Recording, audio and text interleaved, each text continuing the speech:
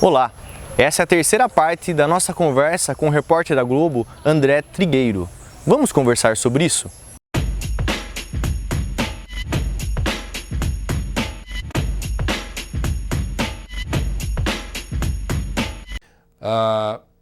Nós temos as psicopatologias e nós temos também situações sociais, ambientais, que não podem ser chamadas de situações de risco suicida, mas são situações que predispõem uma criatura, uma pessoa, a não ter propriamente entusiasmo pela vida. Portanto, são situações que merecem atenção para quem investiga o fenômeno do suicídio. São situações evitáveis que a gente deveria prestar mais atenção para aumentar o coeficiente de link com a vida, de entusiasmo, bem-estar e qualidade de vida. Nós entendemos, ouvindo especialistas, que, por exemplo, num país como o Brasil, onde prevalece uma cultura machista, os valores prevalentes do patriarcado, ser mulher, dependendo das situações, das condições de temperatura e pressão, significa uma existência em desacordo com a vida por conta da opressão do macho. A maior parte dos homicídios cometidos no Brasil contra mulheres tem origem em maridos ou ex-maridos, namorados ou ex-namorados. A principal causa de mortalidade violenta de mulher no Brasil se dá por agressões covardes impostas por homens. Então, temos, portanto, a opressão das mulheres, o IBGE investigando que mulheres com a mesma formação, mesmo nível de instrução, escolaridade, mesma profissão, empregadas, homem e mulher no mercado de trabalho, com a mesma carga horária, não ganham o mesmo salário, o homem ganha mais. Não é legal.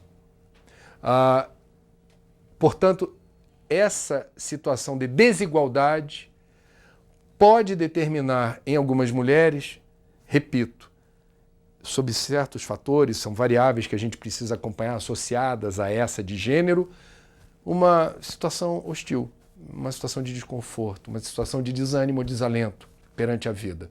E isso merece atenção e cuidado. Também nesse país machista, com valores patriarcais exaltados, que sobressaem, o homossexual, ele experimenta o dissabor da rejeição, da perseguição, das agressões e dos homicídios. O Brasil é um dos países do mundo onde os homicídios de homossexuais, né? A eliminação sumária de pessoas consideradas diferentes por terem outra orientação sexual é algo abominável. O homossexual ele é discriminado dentro de casa, na creche, na escola, na rua, pelos vizinhos, no clube, aonde ele estiver, na universidade, no trabalho, por uma orientação sexual distinta, daquela que é considerada, entre aspas, a certa ou a correta. Então, o índice de suicídio entre homossexuais também pode estar associado a essa não sensação de pertencimento. Ele é um excluído no meio em que ele está inserido. Nós estamos falando de um país que ainda tem um projeto que tramita no Congresso chamado de cura gay. Portanto, a gente precisa ter muito cuidado para perceber como certos fatores sociais, comportamentais ou culturais estigmatizam as pessoas e elas se sentem, por vezes, repito, são inúmeras variáveis, mas tudo isso não ajuda a pessoa a se sentir identificada com a vida. E isso é um absurdo. É a intolerância gratuita e aferindo valor moral à orientação sexual. Quantos heterossexuais, casados, supostamente fiéis, comportados, à luz do dia, à noite, fazem da promiscuidade a regra e são muito menos, eu diria, éticos no trato dos assuntos amorosos e eróticos do que homossexuais ou transexuais? Esse é um julgamento que não faz sentido. Nós temos no Brasil, estou falando de outro ambiente que precisa ser alvo de cuidados, quando o assunto é prevenção do suicídio. Isso é fato no Rio Grande do Sul, por exemplo, que é um estado que lidera as estatísticas de suicídio. No interior do estado, um estado produtor, no país que mais usa agrotóxicos no mundo, o uso de pesticidas, fungicidas, formicidas, veneno nas lavouras gaúchas. Por vezes, o agricultor incauto, ao manipular o veneno, não se dá conta do risco que corre, porque não segue as regras de como se deve fazer. Esse veneno libera substâncias voláteis que, uma vez inaladas, determinam depressão profunda. E no intervalo de dias ou semanas, o autoextermínio. Então há uma associação entre o uso indiscriminado de agrotóxico e suicídio. Nós temos no Brasil comunidades indígenas com indicadores de suicídio absolutamente assustadores. E isso está associado também a essa não sensação de pertencimento. Jovens índios, curuminzinhos, que não seguem as tradições dos mais velhos, não seguem os rituais, não querem aprender a língua, se encantam com a vida do branco na cidade, aprendem rapidamente o idioma, procuram seguir as regras sociais, os estilos de vida, enfim, as idiosincrasias. E esse índio, que não é mais reconhecido como índio pelos velhos da tribo, esse não é índio. Esse se bandeou para o outro lado. Nas cidades, os índios também não encontram acolhida. Esse é índio, não é dos nossos. Esse não é branco, como se diz. E esse índio não consegue, portanto, se situar numa comunidade onde ele tenha a sensação de pertencimento. E isso é arriscado. Isso significa uma situação de dificuldade de se situar na vida e na existência. Eu não tenho meu lugar nesse mundo. Nós vamos encontrar também no Brasil uma situação que inspira cuidados, que é, assim como no mundo, o Brasil envelhece rapidamente. A pirâmide etária, a base da pirâmide está cada vez mais estreita, são menos crianças e bebês, e a população tem vivido cada vez mais tempo e melhor. Nós temos a qualidade de vida na terceira idade aumentando progressivamente, essa notícia é boa. Mas o fato é que esse envelhecimento da população não está vindo acompanhado de qualidade de vida na infraestrutura. As cidades não estão preparadas para acolher uma população crescentemente idosa, né? A taxa de urbanização do Brasil é das mais altas do mundo. 75% da população brasileira vive em cidades. As cidades não estão preparadas para o idoso. Calçamento deficiente, sinalização que não ajuda a quem tem dificuldade de visão a enxergar, programas, áreas de lazer e de entretenimento, políticas públicas que promovam a inclusão do idoso na sociedade. Ele tem saúde, ele tem disposição, mas ele está alijado daquilo que poderia ser melhor planejado para ele. E isso significa o quê? Significa que ser idoso, viver muito, estatisticamente, na literatura médica, sempre houve a constatação de que a partir da idade de 75 anos aumenta o risco suicida, e não é tão difícil explicar isso porque uma vida longa é uma longa acumulação de perdas.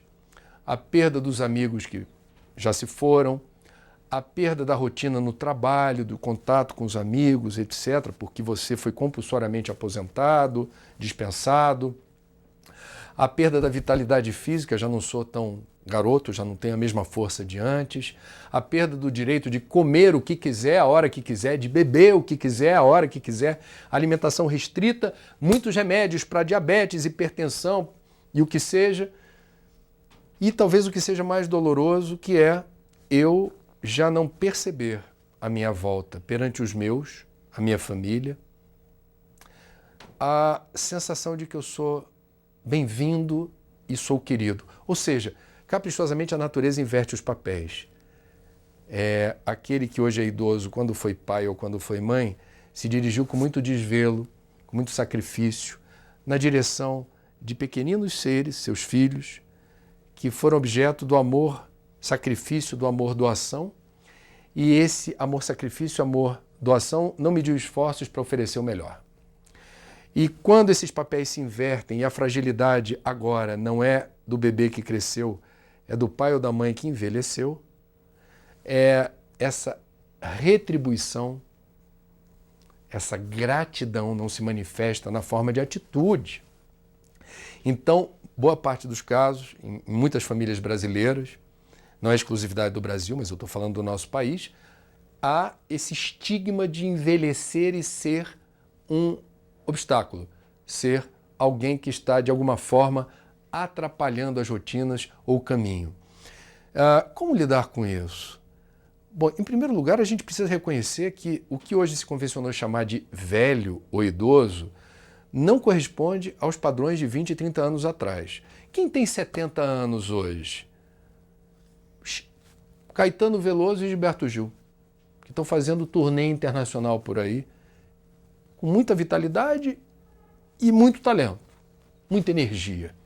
Então, esse estereótipo do vovô e da vovó que tem que ficar em casa, tricotando, vendo televisão, quietinho, mudou, porque as pessoas, como disse, estão vivendo mais e melhor. O que fazer? Eu sou do Rio de Janeiro. No Rio de Janeiro nós temos o bairro que concentra a maior população de idosos por metro quadrado, que se chama Copacabana. O que eu costumo ver em Copacabana?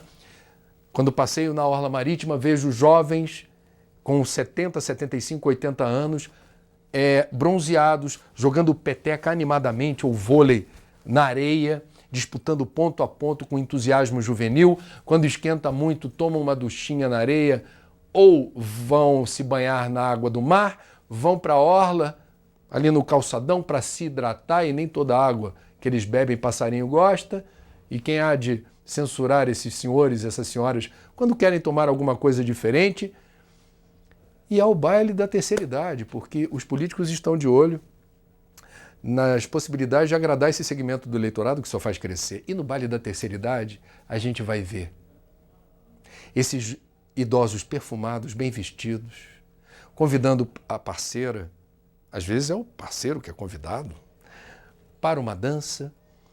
Pode ser apenas uma música, pode ser a noite inteira, pode ser um parceiro só de dança, pode ser um parceiro novo, de um namoro que começa e faz o coração bater mais forte de novo. Muitos desses idosos já perderam o cônjuge, já têm uma vida solitária e se permitem um novo relacionamento. Por que não? E a sociedade às vezes tem preconceitos em relação a isso, dentro da própria família. Vovô, vovó, mas namorado, namorada nessa altura da vida, por que não? A gente está falando de outro conceito de terceira idade, de idoso ou de idosa, que está cheio de amor para dar.